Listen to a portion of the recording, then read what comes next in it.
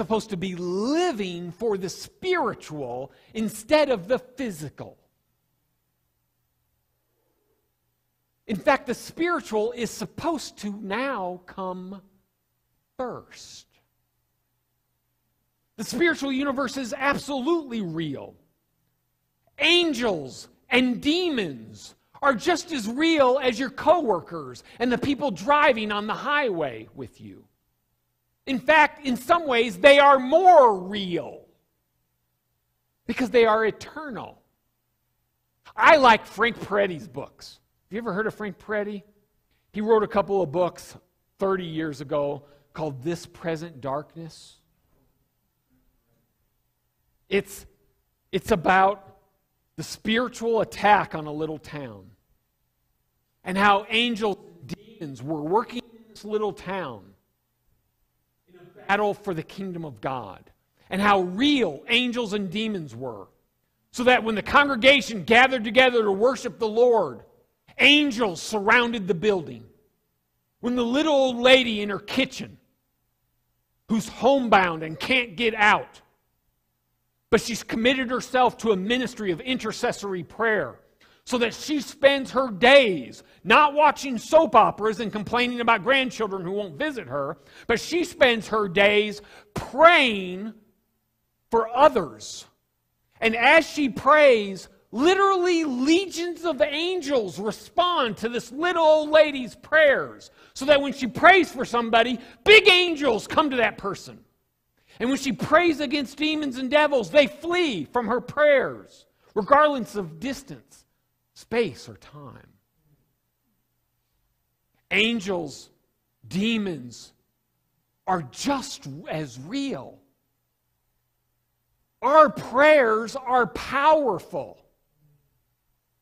Our prayers can move the hand of God. And yet, because of the physical demands of living, we don't have the time or the attention or the energy to pray to an invisible God.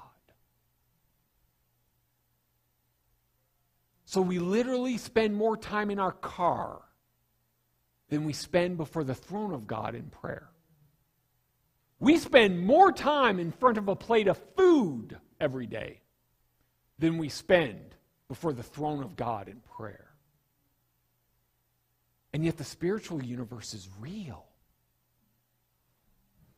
And we are supposed to be major movers and shakers in the spiritual universe, because we are God's children, co-heirs with Christ, filled with the Holy Spirit. We are the footmen in this war against the enemy. And yet we're AWOL.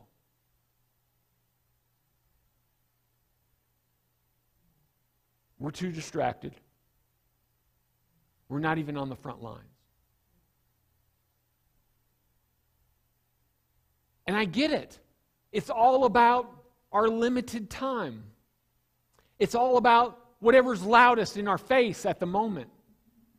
The major distraction. We've got bills and Williams to pay. You have to go to work in order to keep the roof over your head. You got to drive to that job and be nice to people you don't like. It makes sense. I get it. The emergency in front of us that is physical is more real to us than the invisible. And yet that's the very definition of faith. Hebrews chapter 11, verse 1. Faith is confidence in the unseen.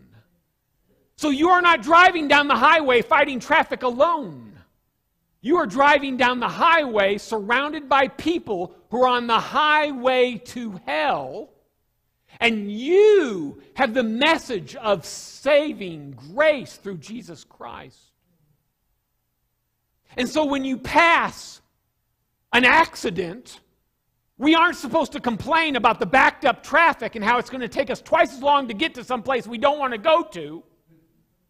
But instead, we need to be praying for the souls involved in that accident. May they have an awakening to their mortality. May souls be saved because of that bumper accident. May somebody share the gospel with somebody who's lost on the side of that highway. It's worth me being 45 minutes late to the place I don't want to go. So that when we're driving in traffic, instead of complaining about all the slow pokes or crazies, right? Because everybody who is driving slower than you is obviously a danger to the highway. And everybody who is driving faster than you has obviously lost their minds. That's how we perceive things. Instead of complaining about those two dichotomies, what we should be doing is praying for the people in the cars. I pray for that Ford Taurus who just cut in front of me. Pour out your grace and your mercy on them and let somebody share the gospel of Jesus Christ with them so that they come to a saving knowledge of you. Therefore, guard and protect them in the midst of their busyness. They're obviously needing to get someplace fast so that their souls can be saved. But instead, what we do is we honk and then spend the first 15 minutes at work complaining about the guy who cut us off. The loudest is not the most important, my friends, because the loudest is the lure of the enemy. If the enemy can get us distracted, he completely sidelines us. If he can get us complaining instead of praying, he wins. If he can wear us out with the toil of day-to-day existence, he has eliminated a soldier from the front lines in the war against a holy God. He wins. We're sidelined. And we're not fulfilling our purpose. In this case, Nicodemus is a positive example, right? Because Nicodemus was a busy guy as a Pharisee, a separated one, a teacher of the law, and sitting on the Jewish Supreme Court.